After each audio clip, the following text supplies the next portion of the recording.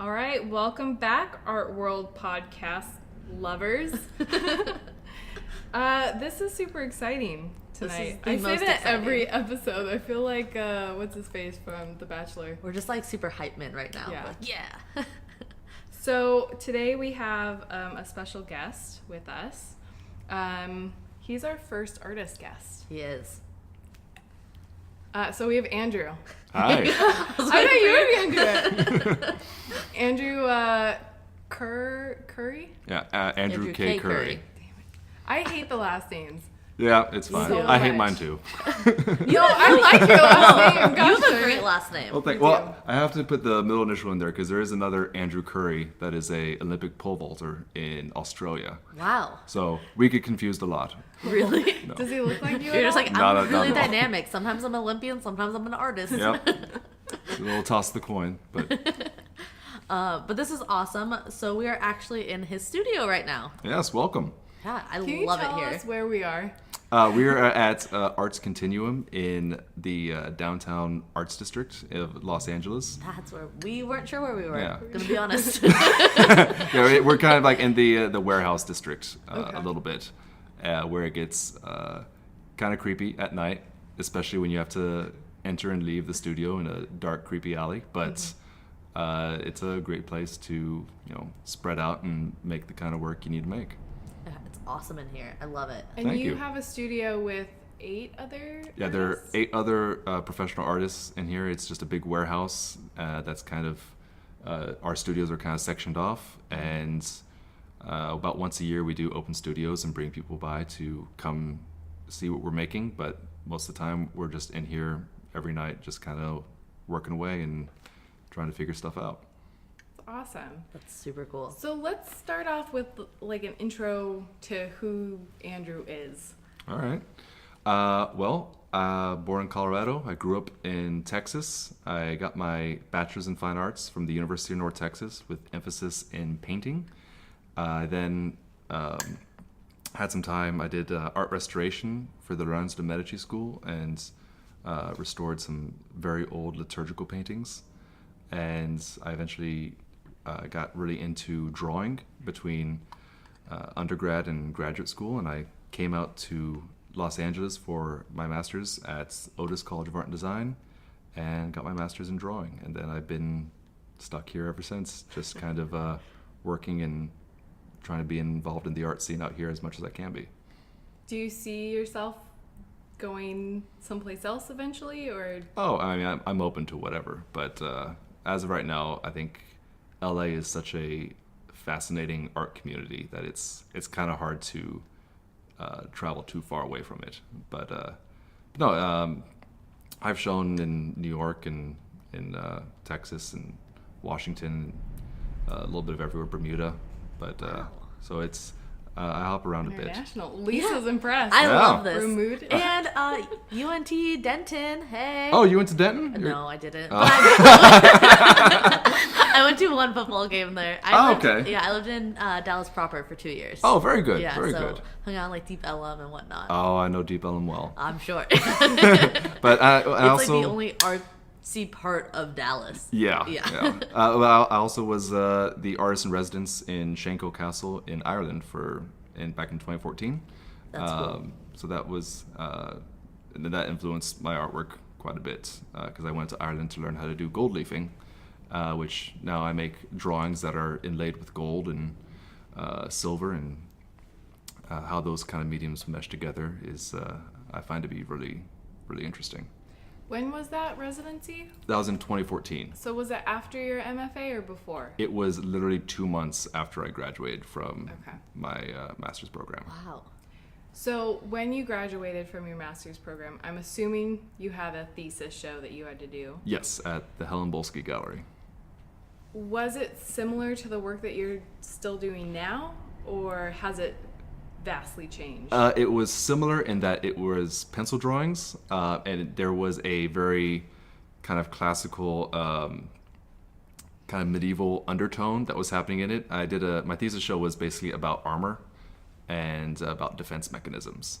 And since then, I've kind of steered away from that and started exploring more about the idea of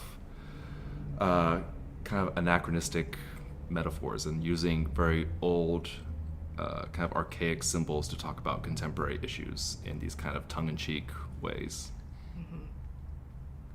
And they're beautiful. They Thank really you. are. They're we are incredible. sitting around all of his work, and it's lovely to see them in person because you can really see the detail, and the gold leaf is just perfect. Thank I've you. said this before, and I'll say it again. Your touch with gold leaf is great because you're not overusing it. You use it just enough to make your point, Yeah. and then you're done with it. Well, gold, I think, is just such an interesting medium because if you look at the utilitarian aspect of it, gold is a completely useless metal. It is the softest metal. Other than the fact that it's super shiny, it doesn't really get dull. It doesn't serve much of a purpose. It's just That's so pretty. interesting. Yeah, it's just pretty. So, and then there's the whole idea of like Gilded Age thinking and the idea of gilding, of something being completely covered with gold, but underneath it's actually rotting. And so I found that kind of that poetry, and looking at the poetry of how gold leaf and silver, how those could be interplayed into drawings, of kind of using it to not just to decorate, but also to kind of illuminate and exemplify and glorify these completely mundane symbols, like tiny little emoticons that we throw away in conversation so quickly, but to spend time to actually gold leaf and illuminate that becomes completely ironic and superfluous, and that kind of meaninglessness, or not really meaninglessness, but insanity of just spending the time to do that, I'm really intrigued by. That's awesome. I love it. How do you think your MFA program shaped your work? Oh, I think just the way it made me think about artwork in a completely different way. It had me considering how mediums are supposed to be taken into consideration more, how to break down artwork, and how to just think about artwork in a different way. And I think the biggest thing I was trying to get out of my master's program was how to talk about my artwork and how to really find my voice, not just in what I was making, but in how I was describing what I was making. Because as an artist, making the artwork is only like half the job. The rest of it is being able to talk about it, being able to explain it, being able to get other people excited about your work and see the work the way you do. That's awesome. How long have you been working with pencil? I actually started working, like most people, I work with pencil, doodling and sketching most of my life, but as it pertains to the primary focus of my practice, I kind of started, I think in the last semester of my undergrad. I took a experimental drawing class, because before that I was devoutly all about oil painting. Like, this is the hill I'm gonna die on. I'm just gonna rock oil painting forever. Sounds familiar, Sounds right? familiar. Last class in undergrad Yep. changes your life. Yeah, Yep. yeah. You save the best for the last. But and so yeah, I took a experimental drawing studio, and it kind of shifted the way I see everything and changed some philosophies around, and I started to enjoy it more and more. And there's an instant gratification in drawing where you can just put down a mark and you're done, and you just move on to the next bit, or you just kind of slowly build it up over time. So I think in that aspect, I slowly started to love just how meticulous and how precise I can get with a tip of a pencil more than I could with a paintbrush. That's awesome. This is going to be one of my dumb questions. Is there like a certain type of seal you use? Because I just, the pencils, I just picture like when I'm writing and I get smeared on my hand, and I'm like, what if that's like your artwork? Oh, well, that's why God made erasers. You just go in Oh my and you can gosh. just. Well, and also I wear I wear white gloves that Okay. I pick up at, they're white gardening gloves I pick up at Ace Hardware, and I have like a stack of them over here. Awesome. So yeah, and they're Okay. kind of all stained with graphite, as you can see. Yeah. But I just wear those so I don't smudge anything, and always work from the upper left to the bottom right because I'm right-handed. And just go back, erase any smudges that happen, Okay. and then I have like spraying fixative for Okay. the pencils, and then a type of fixative for the gold leaf so it doesn't tarnish. Yeah, And yeah. that's fascinating. Do you have a favorite like brand of pencils? Or... Sponsor. Yeah, well, I have here in my hand Was it Faber-Castell pencils from 6H to 6B. These are awesome. They're a lot of fun to use. I also use what is it? Old World Art gold leafing and gold leafing paraphernalia. All right. If I brought you like a 2 pencil, would you be like, no, I cannot use Like a number 2 Excuse pencil? me, peasant. Please leave. Like, No. are you a pencil snob? I'm not a pencil snob. Like I have a multitude of different brands of pencils that I mix match because I'm an artist on a budget, so I just get them where I can and make do. So. I love it. With the gold leaf, because you studied from monks, do you meet artists that are doing gold leaf as well? And do you kind of critique it? I'm assuming that not a lot of artists know the actual technique. Well, yeah, there are a few artists that are doing gold leaf, and I think they're doing it incredibly well. But then there are also artists that are just slapping gold leaf on there and calling it quits. And so there are some. I do have some level of snobbery because I use the same gold leafing technique that old 8th century monks used to illuminate medieval manuscripts, which is part of the reason why I did my residency in Ireland. Was I went to go study the Book of Kells and the Book of Arno and all these other books that have intricate gold leafing in there to do a body of work for the Kilkenny Arts Festival. That was back in 2014. And so I'm using these very old world techniques to apply the gold leaf, but also applying it to create something that is completely talking about contemporary images and using contemporary symbols, like using gold leaf to make the Bluetooth symbol or the Louis Vuitton logo or like heart emoticons. So using it in a way that is, in essence, anachronistic to the work. That's awesome. Thank you. The different shapes that you use in your pieces, is that from the idea of the altars? Yes, yeah. So the whole, I kind of, I don't want to say hate, but I'm bored by the idea of drawings have to be square or rectangle. So as a way to kind of break of that kind of old institution, I like to make my drawings into altar shapes. And so using these Romanesque art forms kind of brings in this very religious quality and sacredness to the drawing as the artwork as an altarpiece, which ties into like my upbringing as a Catholic and also work I've done with the church with art restoration. But also it brings a kind of a tongue-in-cheek humor of referring to kind of art as the new religion or the subjects that are being depicted, which oftentimes revolve around technology and how that interlays into a type of religious aspect, especially like how we spend a good chunk of our days with our heads bowed to our phones in this almost kind of paying alms kind of positioning.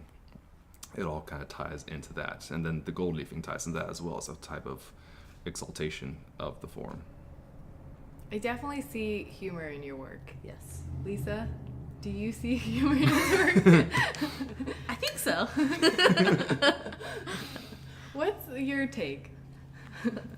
My take? Yes. You always do this to me. There's no wrong answer. Give me some time. That's a great. Okay, you want me to circle Yes. back? I also have to say this is the most distracted I've ever been on a podcast because I keep like looking at your different pieces and I'm like I just get so into them and then I'm like wait we're recording. Did you see this one behind you, the Medusa? Oh no. So that one is actually a exact scale replica of Caravaggio's Medusa hanging in the Uffizi. It's a 1-for-1 scale replica. Wow.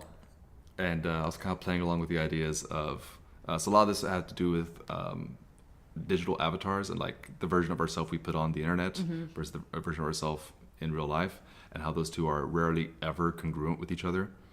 And you're kind of putting this false front up of Absolutely. this glorified self as opposed to what you're really experiencing. I love the mix that you bring in with technology. Because Yeah. you present this kind of old visual, but then you have, and that's where I see the humor, Mm-hmm. because you're putting in technology within the pieces that you really need to look at to pick up on. Absolutely. How many pieces do you work on at once? I've tried doing multiple pieces at once, but I'm very single-minded when it comes to artwork, and I try to put 100% of myself into each piece. And if I'm doing multiple pieces at once, I can't do that. I can't half-ass several drawings at once. I have to whole-ass one drawing at a time.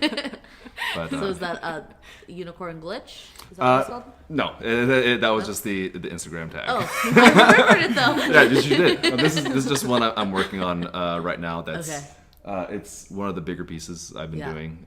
So it's taking a bit of time. Yeah, it's big. I like how you can see the progress in it though. Thank you. Yeah. But yeah, it's an old like 15th century painting of a unicorn, and there's no painting or version of the unicorn from before the 1800s that wasn't completely ridiculous looking, and I kind of love that. So Yeah. this is a unicorn with kind of a derpy face, and and that's kind of what I love about it. I love it. And you have the purple pinkish flowers that you're bringing into your work. Yeah, I've been kind of experimenting with a floral element of doing these, bringing in symbols that completely downplay the severity of what's being seen. That kind of either add a layer of silliness or a layer of just complete superfluity. Sounds right. Yeah, super complicated word. They add a kind of airiness to it. So you're seeing this unicorn that's being completely riddled with gilded arrows, and then you're just seeing like this kind of this floral display being laid across everything, almost like a kind of like a funeral procession floral arrangement that's happening. But this was kind of meant to talk about, this piece is kind of playing around with the idea of millennials in general, of how we were raised being told, the millennial generation being raised being told we were special, we could do anything, and then we're strapped with insane student loan debts and a horrible economy and a world that's burning up. And so it's kind of like we're being slung with all these gilded arrows while we're being told that we're special. So it's kind of this duality of how that's or at least how I'm reading that whole climate. Absolutely. I think it's the use of colors is really fun too, because the first time I saw it on Instagram, I was like, oh, it's so pretty. Like, and then it took me like kind of doing a double take to be like, oh, the unicorn's like, those are arrows like sticking out of it, like with an X over its eye. It's the Saint Sebastian of horses. Yeah, but I love pieces that you like. It takes you like kind of really looking at it to get the whole message. It's aesthetically pleasing, but it also has a message behind it, which I love. Well, in terms of how the gilding aspect of the drawing interplays, I have these. So I'm at a show later this week, and I'm premiering 2 new drawings at this show, and they're these. It's these 2 moon drawings called Lunatic Near and Lunatic Far. And one is the front side of the moon and the back side of the moon. And of course, we never see the back side of the moon. But I use Silverleaf to go over and create a kind of happy emoticon expression and a sad emoticon expression over both sides of the moon. But what's really fun about this is graphite and silver are both minerals and elements found on the moon. And it kind of helps with the reflective nature of the moon.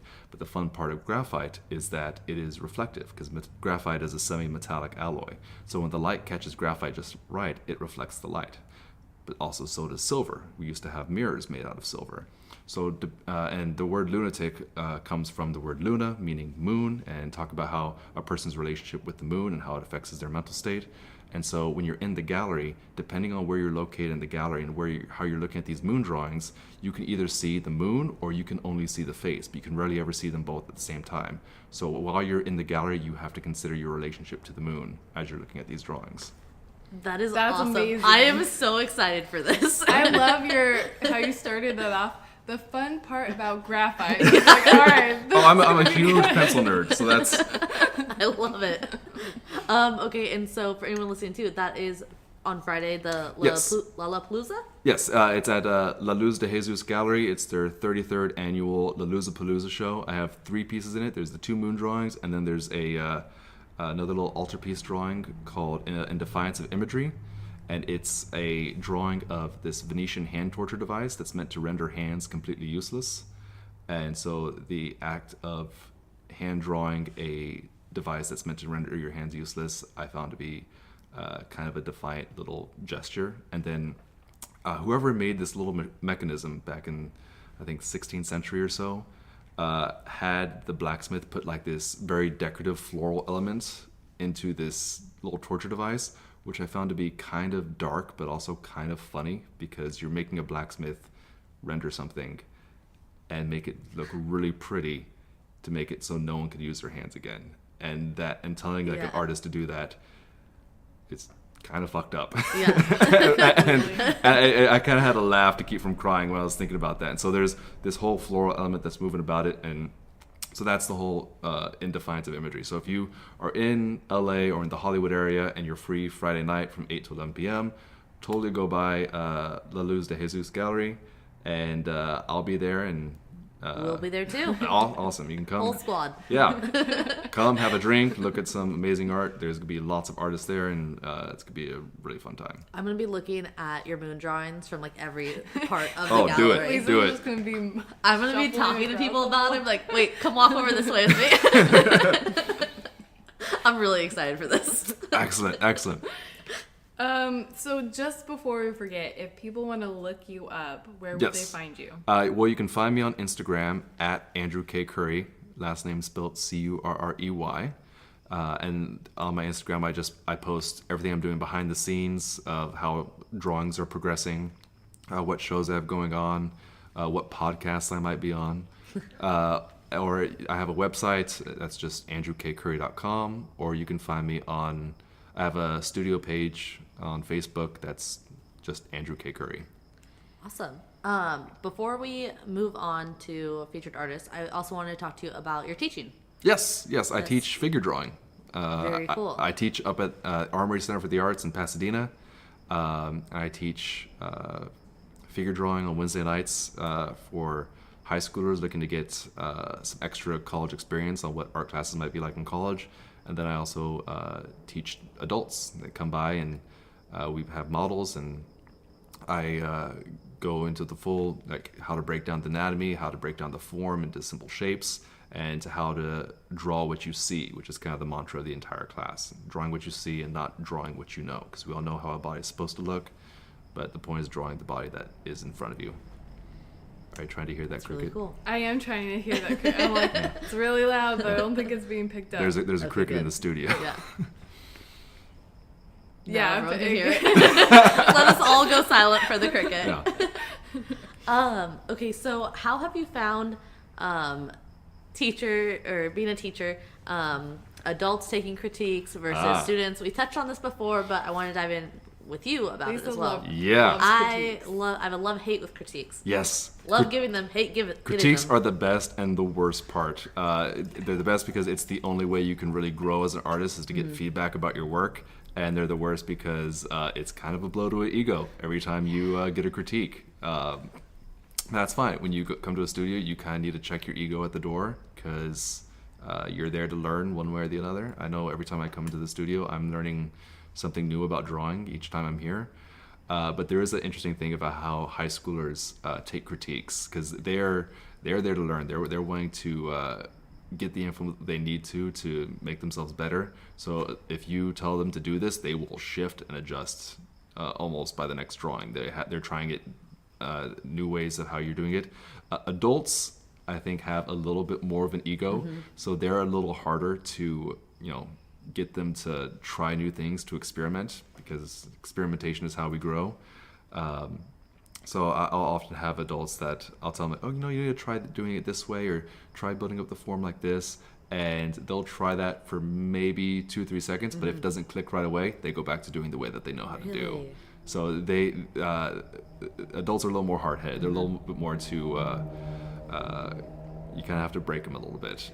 When you say adults, are you talking ages Well, the adult classes we teach anywhere from 18 to 60, and so we have there's a huge window. So like the 20-somethings, are they still in that same boat as being hard to? Well, no, not so much. I think like the 20s and 30s are, I think, can kind of flex a little bit and can kind of take critique in stride. But I think the older they are, the more people become set in their ways, and so you kind of have to finagle them. And then some people are just horrible at taking criticism, and they just they'll hear what you have to say, and then they'll just go back to doing what they're doing, and that's more power to them for that. But I think if you're going to grow as an artist, you need to experiment. You need to take feedback and either listen to it or try to apply some of it and see how that can change your perspective and essentially just try to make yourself grow. Absolutely. And I'm kind of almost surprised by that because you're in an environment where you're teaching. You would think they'd be even more receptive because it's not just like their work's up in their home and someone comes by and critiques it. It's in an area where they're there to learn from you. So you would think they would be like, give me all the information. But you'd think. All right. But I enjoy it. It is a lot of fun to impart all this know-how of how to draw onto other people, because if you know a lot about something, you can have a responsibility to pass that on. Absolutely. As a teacher, so how do you set up your critiques? Oh yeah, this is good. And then how do you, as the teacher, go about giving the critiques? Oh, well, I tried. So I'll have the critiques go like one way for the majority of the classes, and then near the end of the semester, we'll start to experiment with different ways of critiquing, because I essentially just teach an intro to figure drawing, and a lot of people that come have never taken an art class before. So I'll set it up like, okay, I'm gonna have the artist give like 2-3 minutes to defend their work, to talk about it, say what they were thinking, what they were feeling, and then I'll give my feedback about where I think they could improve, where I think they're doing really well, and then I'll have the other students chime in. And if there's like students that aren't chiming in for several minutes, I'll purposely call on them, make everyone speak up in the class, because that is one thing that once you get out into the professional world, bringing people in to critique your work one-on-one and getting honest feedback from people and not just like, oh, that's great, is super difficult. And so it's kind of hard to get honest opinions about your work. So trying to get people to take advantage of that when they're in a group that's meant to just help you thrive and get better is incredibly valuable. Are you always positive? Or do you like positive, then negative? Do you like compliment sandwich it? Compliment sandwich. That's my exactly it. go-to in life. Yeah. I do a whole lecture like we got to keep it compliment, criticism of improvement, and then compliment. Can you give Lisa a line of like a critique line that you can she can throw out? Oh. I'm trying to like build like a verb Bible per se of like fancy art words you can use words that I just I want to sound knowledgeable at the galleries. Okay. Well, I do have one art word that is by far one of my favorite words. Give it to me. It's chiaroscuro. Oh gosh. It's an Italian word that basically just means the way light is playing over a form and how shadow is moving to light. Okay. And so like old Baroque masters like Caravaggio would how their forms would all be emerging from like this shadowy background. They all exemplified the use of chiaroscuro. Chiaroscuro. Yes. Oh, you need to put that in your pocket because that's on a whole different level. That is what did you give me? You. You gave me like what would you say what was conceptual? That word? Conceptually. I'm starting you with the basics. The use of movement is quite aesthetics. Nice. You just took it to the next level. Perfect. You're welcome. I love it. I'm going to use it on Friday. There you go. That's amazing. Can't wait. How do you feel about teaching as an artist? Do you like teaching, or is it just kind of a day job for you? It varies, I think. There are days when it does feel like a day job. It's like, okay, I need to do this to help support my art habit. And then there are days where I get super passionate and really into teaching, and you really kind of feed off the students' vibe, because if none of the students want to be there, I don't want to be there either. But if they're all excited to be there and they're excited to learn, I get really jazzed and kind of play off their energy. So it's kind of a little give and take. I get excited just because I get to share what I know, and when I see students like really start to get it and really start to click, and they go from drawing just stick figures to drawing like fully realized human anatomy in the form, and they get really excited about that. So that really jazzes me up, but it's not like that every day. Some days are harder than others, and that's why in those days I just come in here and have a glass of wine and do my own drawings and try it again the next day. That's awesome. So I guess this is a question kind of for both of you, because a MFA is like the highest degree for a fine arts, right? Yeah, they say it's a terminal degree. It's a terminal so degree. No higher unless you're going into art history. So would there be an interest for either of you to teach like at a BFA program or? 100% for me. Yeah. Yeah. That's awesome. That's How do you get into that? It's so hard. Oh, Yeah. really? Okay. Especially out in LA, because there are so many art students with MFAs out here that it's insane. I remember a couple times I was applying for teaching positions at community colleges or colleges, and I hit up old professors who are now just friends and colleagues that I was like, hey, can I use you as a reference? And they're like, no, because I'm applying for the same position. Oh no. And I was like, okay, well damn it. All right. Okay. So Wow. it's, but there are some schools that offer doctorates in fine art, but those are often looked down upon as just money-making schemes.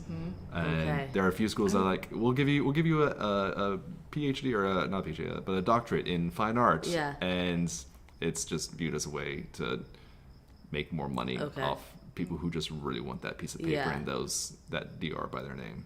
Yeah. Dang. Most of Okay. the art world doesn't consider it legitimate. Really? Yeah. Oh, that's fascinating. But the MFA they do. Yeah. Yeah.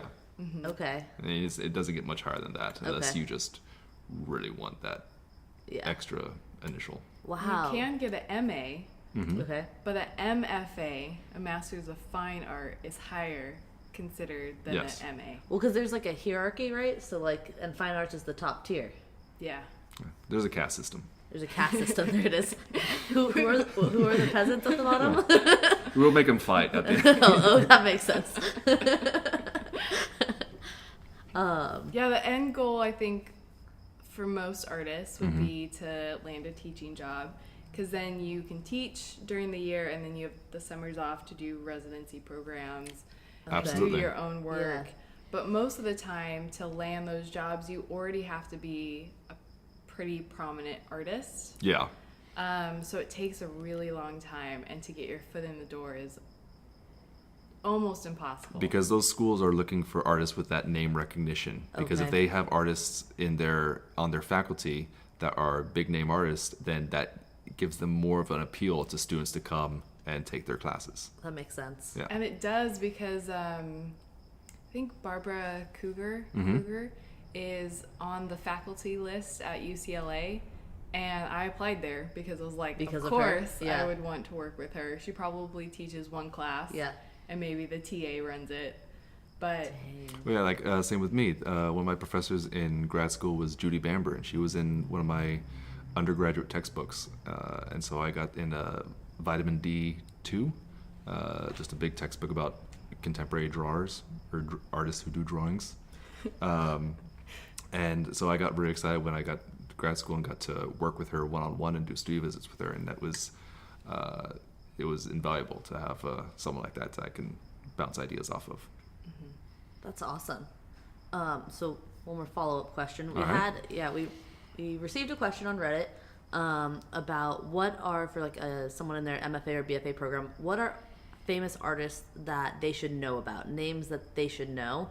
So for you in pencil drawing, what is like a prominent artist that everyone who wants to go into it or interested when they're in high school should know about, or they should be following? Oh man. Or whose work they should look up, who might Well, be I'll gone? know if there's a prominent artist that I feel like everyone should know, but there are some artists that definitely I was intrigued by and that I was really drawn to. Robert Longo, I think, is a big one in terms of drawing. His massive charcoal drawings of people in suits, and that it looks like they're all falling, and until you see them all in a row, and then you realize they're not falling, they're actually dancing. And kind of like the intro to Mad Men, they kind of borrowed from him, and the original iTunes commercial, people dancing around in black silhouettes, was kind of based off his drawings. So he would be probably the biggest drawer. I really hate the term drawer because it sounds like you're referring to them as a cabinet. He would be the biggest drawing artist I can think of. But also, I think Tom Nechtel is fantastic in terms of how he renders and uses his pencils. Judy Bamber is insanely meticulous with her work. Carl Handel is definitely up there, and I think there's so many big artists that are happening right now. I think what really matters is what speaks to you. It doesn't really matter, I think, if they're a huge big name or not. It's just what speaks to you and what you can relate to with your practice. That's awesome. Perfect. That is perfect. Yeah.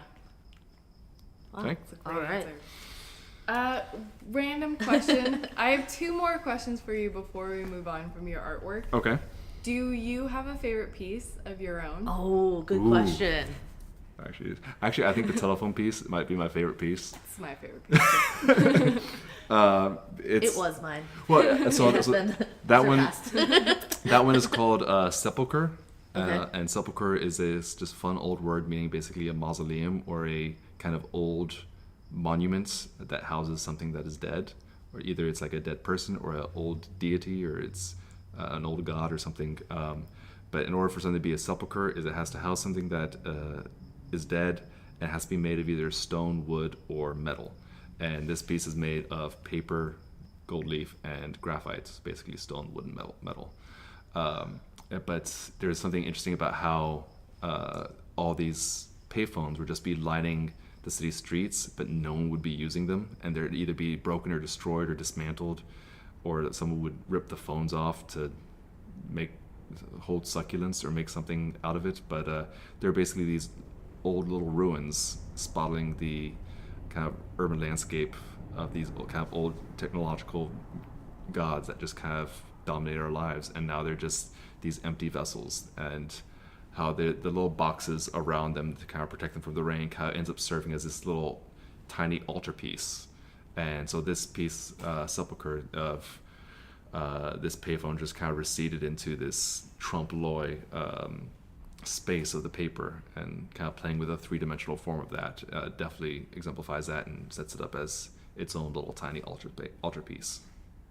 Do you take a photo and then bring it back to your studio and manipulate it to what you're looking for? Yeah, sometimes I take a photo. Sometimes I take I take images from old paintings, old photographs, old statues or monuments, and then I'll manipulate it. I'll try to do everything on Photoshop how I want to figure out how it's going to do, and then I'll translate it to paper, and I might augment a few things as it gets transferred to paper, because that just happens sometimes. Because there's some things you just can't exactly do on the computer, you have to do by hand. But yeah, I try to go in with a good idea of how things are going to look out, and also Photoshop's just a great way to kind of plan things out and move things around. It's basically Photoshop is kind of the new sketchbook, I think, as opposed to just carrying around a book with pages. It's nice that you say that, because I don't know if a lot of artists would recognize it. There's something romantic about the idea of, I take my sketchbook out and I sketch. And every time I used to be the same way. I was like, oh no, I have to have my sketchbook on me all the time, and sketchbook's always got to be black and it's got to be worn looking. And then it started, the whole romanticization of the sketchbook started to make me think of Val Kilmer in The Saint. When he tried to be the artist, and it started to come across as just more and more corny to me. And I was like, okay, well maybe this is ridiculous, and I can leave this behind and change my whole philosophies on how this is looking. Definitely. And then I'm going to ask you the question that I hate. Oh yeah. as an artist. Oh no. Sales. Oh, I thought you were saying. Oh, what question do you? Well, what were you thinking? Well, you always hate when they're like, so who most inspires your work? That is also a very good question. let's start with sales, and then we'll go to that one. All right, great. All right. Well, what do you want to know?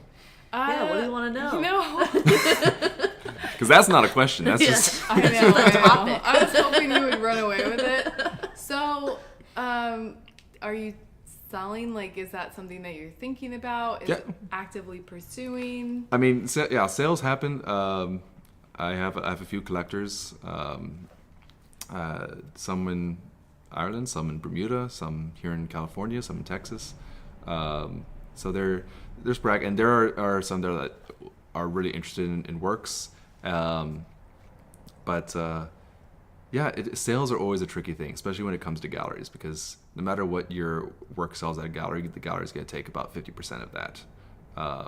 So I always hear people talk about like, oh, the pieces are priced so high. It's like, well, yeah, because they kind of have to be, because the artist has to get paid, and so does the gallery. And so one thing that I do enjoy is that Instagram and social media has definitely made it has become a incredibly important tool in the art market of bypassing the gallery completely. That it helps connect the artist to the viewers and allows that exchange to happen, because Instagram itself is kind of its own little miniature gallery in digital format. How you can find work that pertains to your interest and some work that doesn't, and so you get the whole gamut, and that's kind of what's fantastic, and at the same time slightly horrible about that. So, have you made sales off of Instagram? I made one or two, yeah. Okay. Yeah. It's not superfluous enough that I need to quit teaching, but I mean, anytime an artist makes a sale, it's fantastic, and it's a huge boost to your ego. No matter if you're an incredibly established artist or a fresh out of grad school and trying to figure things out, it's great. How do you set your prices? Well, that varies. I try to take into consideration how much time went into it, cost of materials, amount of hours that went into the drawing.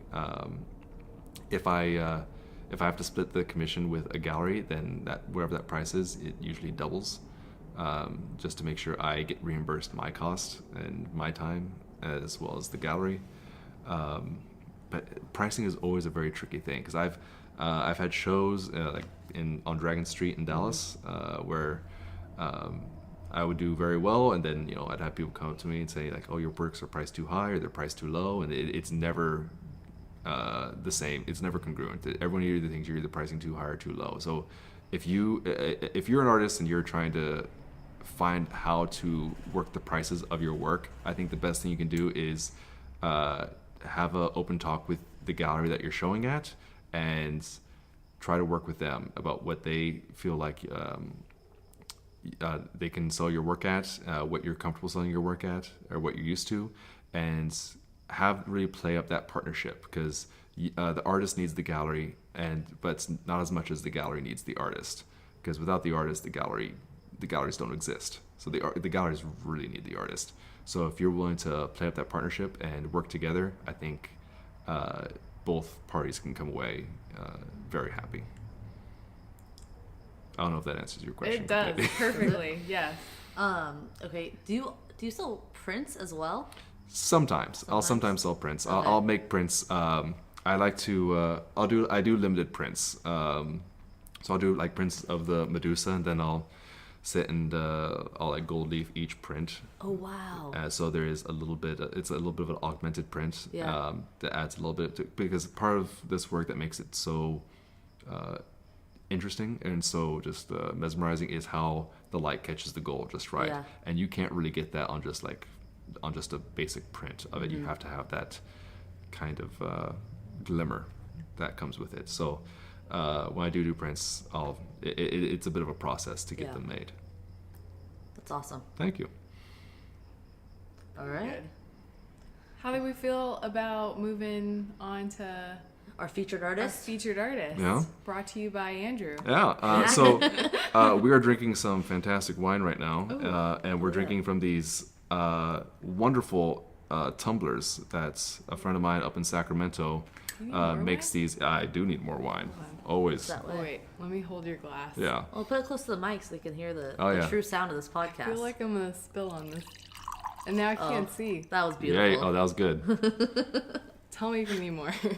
That's good. Thank you. But there's a ceramicist up in Sacramento named Lindsey M. Dillon who makes these wonderful kind of earthy, kind of hobbit-like, nerdy drinking vessels, and I'm a huge fan of her work. So I try to have her cups that she makes are the favorite things to drink out of, and that's what we're drinking our wine out of today. It's nice because ceramic artists, I like it where it feels like you have something in your hand. Yeah. Like there's a weight to it. And there's also a cool dragon. All right. That's That's really cool. She adds little fun kind of nerdy references. There's little That's very Skyrim nice. and little Dungeons and Dragons to it, and so it's fun and kind of artisanal, but also completely nerdy, which is part of what I love about love it. that. Yes. He'd be all in. It's true. Awesome. And you guys are drinking Bold Vine out of Yeah. it. It is a red wine, a Cabernet Sauvignon. Mm-hmm. Oh, nailed it. Right there with Chiaroscuro, you got it down. Thank you. All right. And my favorite part is the pencil drawing. Yeah, I mean, I'm not gonna lie, I got it for the label. Yep. That happens. And how does it taste? It's good. Tastes great. It's very good. Tastes like red. So Lindsey, right? Yes. Lindsey. And you guys can see her work on Instagram at Lindsey M. Dillon, and she makes great work. Does she do other things than cups? She does some figurative sculptures, but I'm just a huge fan of she does a lot of videos of her throwing on the wheel, which is always Cool. mesmerizing.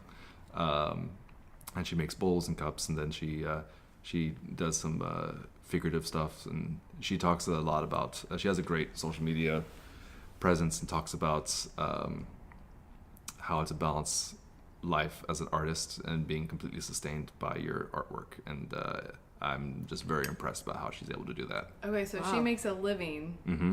being able to make her work. Wow. That's awesome. That's Yeah. incredible. Does she teach too, or No idea. Okay. I love it. Well, we will tag her and Sure. We'll post some of her work on the Instagram and Twitter and everything as well. Wonderful. And share it. Yeah, Yeah, enjoy. these are the really glasses. cool. Thank you. I like these glasses a lot. Yeah, I should buy one for Tyler. You absolutely should. Yeah, Yeah, he needs that. he will be happy that Dungeons and He will Dragons strictly only was God, it mentioned was. on the show. Oh, sure. Yeah. I told him it was a hard ban. Oh, Dungeons and Dragons were banned from the show? Only when he's on it. Oh, well, I think we're done here then. Oh, man. No, so We lost Andrew. we have a lost tape of the first podcast we tried to do. Yeah? And Tyler's introduction was his Dungeons and Dragons what's it Character. called? Oh, Jesus. And It was really cute. it was me. not cute Oh. to anyone not married to him. Yeah? It was confusing. We're like sitting here like, let's talk about art. We have Tyler here with us, and he just goes into character like that, and like, He rolled a D1 or a 1 on that one. yeah, Yeah. yeah, That was not a critical hit. not the move. Wonderful. That's great. Awesome. And then we also have art news. Art news. Do art news. Hey. We'll come up with a. There you go. So I'm gonna just mention something really quickly. Oh, yeah. All right. Don't have a whole lot of information on it. But the Whitney Biennial Artist List was just announced. 75 artists were listed, Mm-hmm. and 75% of them are under 40, Oh, which is Awesome. cool. that is excellent. There's a lot of performance, video, and sound artists that were included. And so we will dive deeper into that list of artists. There's an artist that I was trying to research today Mm-hmm. to be a featured artist, and she's a sound artist that is deaf. and she was talking about doing a lullaby for her baby, and she wasn't comfortable playing the lullabies that were on this like pre-recorded tape, and so she invited her friends to make lullabies for her baby, but they're not posted anywhere. So I'm gonna try and reach out to her and see if we can get a Oh, that's recording. fascinating. Right? Right? That was very So interesting. Yeah. We'll keep you updated. All right, yeah, I'll be on the edge of my seat with that. Yeah. But that was my news article. Wonderful. Yeah. All right. Did you have a news article or? I'll go after you. Okay. Well, so you told me to find a news article, so I found one. There is actually, I had notes about this because I knew this was going to happen. But Jasper Johns, very big artist, he had a show in New York recently at Matthew Mark's gallery, and there's kind of been some stir about it. It's because he was doing a lot of paintings involving skeletal forms, and I think I got really drawn to this article talking about his work, about this show, because it talked about how these skeletal paintings were haunting all the viewers that left. And after watching Velvet Buzzsaw, I got really excited, hoping that these paintings were actually haunted. That was not the case. This was actually just to talk about how these paintings were just they're these skeletal forms wearing these kind of silly top hats and having these very mischievous smiles on their faces, and they're all done up in a complete memento mori fashion, which makes sense. I mean, Jasper Johns is pushing 88 or so, and I was really interested in how everyone was receiving and viewing these works, and how they were being they were either mystified or kind of horrified or haunted, and all the emotions they were expressing. And it made me think of times when I have been in the presence of artwork and seen artwork, and I was completely overtaken by emotion, of either a completely visceral emotion, feelings of sorrow, of melancholy, or feelings of joy and inspiration. So I was wondering if there were times when you guys have, if you guys can name an art piece that completely moved you in some way, either made you completely angry or made you sad, or if you guys can think of any art piece that moved you in the way that these people were moved by Jasper Johns. Shoot, where's my phone? My phone's in the car. So, Elizabeth, and I'm blanking on her last name. I hate last names. She did a performance at the LA Art Show. Okay.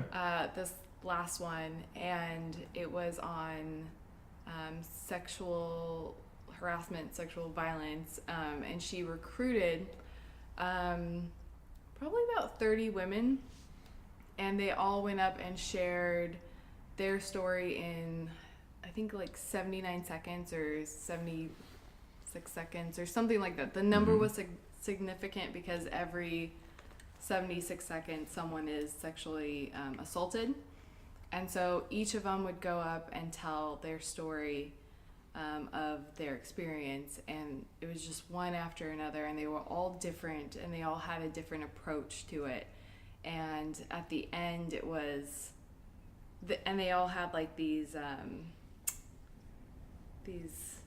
binders that they were flipping that would tell you stats of sexual harassment and sexual violence. Wow. And it was so powerful because at the end, Elizabeth went up to the mic and just kind of told everyone to stop.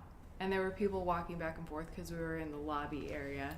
And she said, just stop, wait, like listen to our story. And people started stopping and listening to what they had to say. And it was very powerful because I think that that's what you need to tell people. Like, the message was really important to hear it from victims and how powerful it was and how brave. Are you? Your face.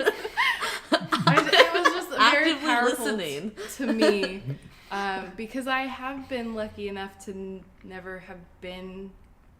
I've never experienced sexual harassment other than what you experience on the streets of New York. So to me, it was really powerful in hearing their perspectives and I respected the women a lot. So it moved me and made me think a lot about what I was hearing. That's great. I'm always excited anytime people talk about how our artwork moves them, because it shows that they are actively participating in the artwork, and they're invested, and they care about what they're experiencing in that moment. And I think that's fantastic. And that's really what I love about performance, because you have that immediate relationship with the person in front of you that you don't always get with a painting on Absolutely. the wall. And so a lot of performance work that I've seen has really inspired me to do performance work because I was so moved by it. Yeah.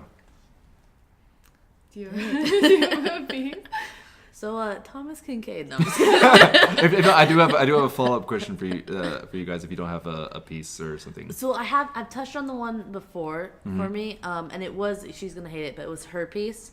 It was a performance piece, and it was the Love Doll, where she basically just Yeah, I saw the video of that. yes, took it apart, cut it up, sewed it up, and I've never had a actual reaction to art that way, where I felt sick to my stomach. I didn't want to look at it, and it just that was a big day for me. I don't want you to do it again, but I do at the same time for other people to experience it, because it was, like I said, it's what my most favorite of your work and my least favorite all at the same time. It's interesting. That's great. Yeah, it was hard. It was hard to watch. Well, can I tell you about the piece that Yes, please. truly terrified me? Yeah. So there's a sculptor named Ron Muick, who, and I'll show you the actual piece right here on my phone, but he does these hyper-realistic gosh. sculptures, and he did this one of a elderly woman just sitting and waiting, and the piece is literally about maybe a foot tall, but it is so realistic that you're looking at expecting it to move. Wow. And I remember just sitting just like inches away from this old lady's face, truly terrified that it was going to open his eyes. And that was a very haunting experience, just sitting and looking at this inanimate object, and you're just waiting for it to become animated. But that was the one that stuck out most in my mind. There have been other pieces that moved me in different ways, of like seeing old Baroque paintings hung in churches, and with the whole ambiance of the choir and the kind of chanting that happens behind it gives us this very otherworldly feeling, and how any work is kind of hung in different kind of curatorial decisions and contexts. It completely influences the motions. That's how you're witnessing the work. So, but that was the one that just stuck out to mind because that was on display in the Fort Worth Museum of Art when I was living in Texas, and it was awesome. It was really definitely a sight to see. That's really cool. Yeah. All right, so my article. Okay. Oh, good. I got it. Now I'm trying to think of all like the really haunting, creepy paintings that I've seen. Yeah. And most of them are like where they're not painted well. And I don't know if it's just because they're not painted well that it makes me interested in like why their nose is so big or like their arm is so weird.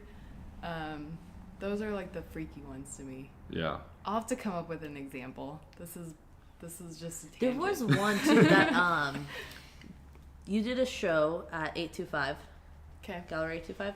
Yeah. That's the full name.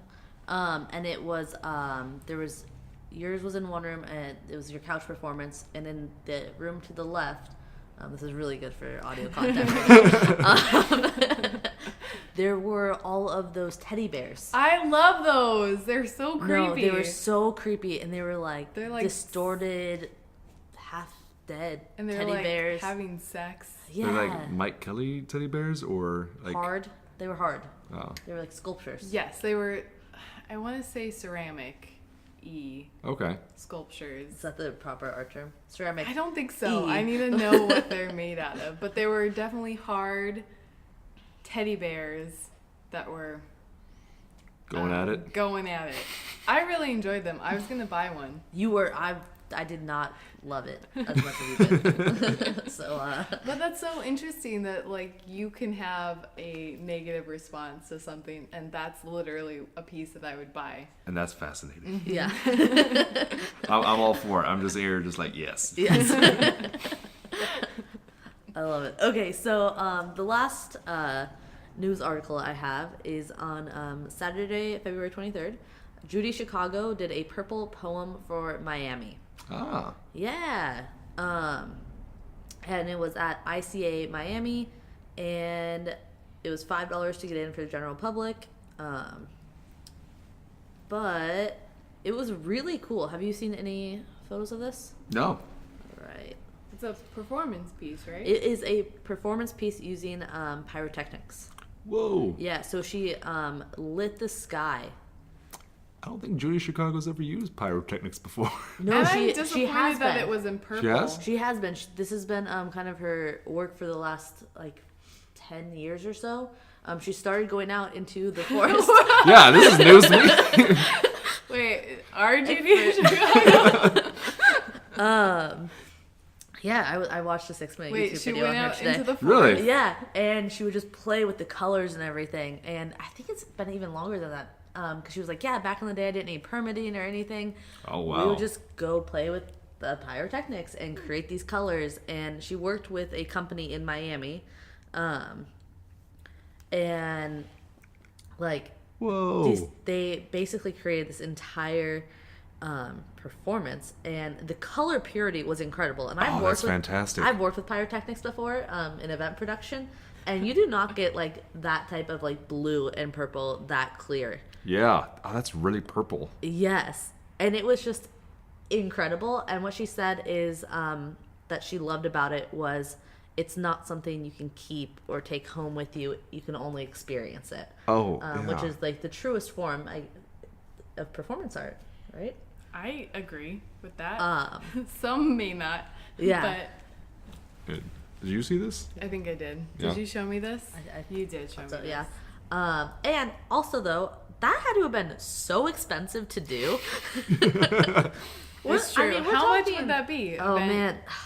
Expert lady? So I used to do a 30-minute pyro show with both close proximity, which is what these are, as well as like 5 shells, and it was about 45,000. Wow. So I would guess that's about 100,000. Maybe she's got a firework guy that can help her out Yeah. or something. Is she in the smoke? No, but she designed the smoke and the tiers, and Would you? created the entire. So it's cool. Oh, do not start this topic. What topic? I'm just thinking. So what we're looking at is a square, Yep. and they're like fire things, Like flares. flares. Yep. There's flares, and then The in the fireworks. middle, Yep. there's shooting fireworks Yep. and smoke.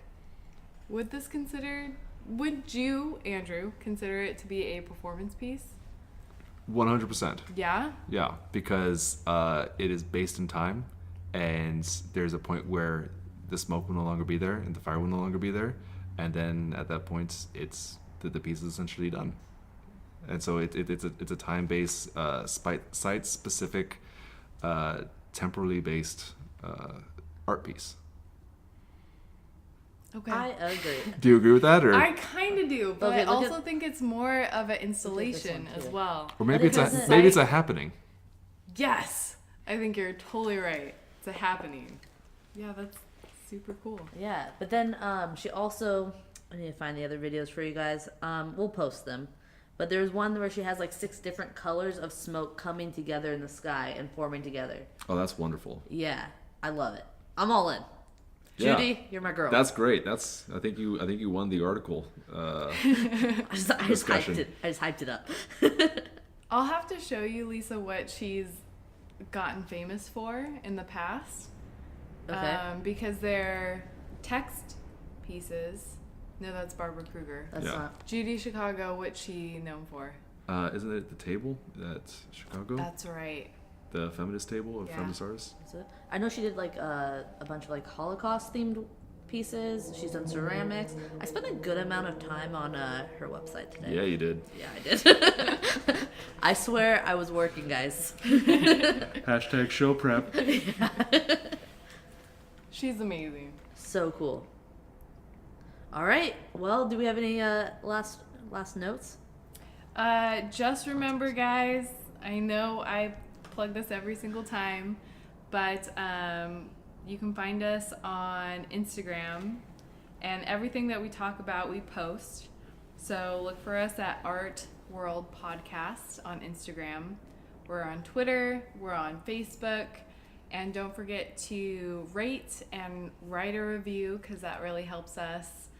We got on the New and noteworthy on iTunes. So that's really exciting. I gotta say, the way you guys are doing this podcast setup is really fantastic, because setting it up with someone who is experienced in the art world and someone who is a novice in the art world, and you're getting both the insider and outsider perspective. You're basically getting the artist and the viewer perspective of these topics, and I think that is incredibly valuable to have that kind of setup in a podcast, because there's hundreds of podcasts about the art world, but it's always gallerists talking about galleries and artists talking about artists, or critics talking about critics, and it's completely all insider knowledge. So the way you guys are setting this up, I think, is really refreshing to see in a podcast about the art world.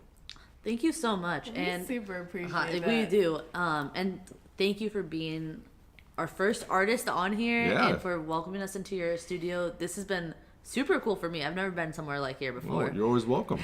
So thank you. We're really excited to have you on.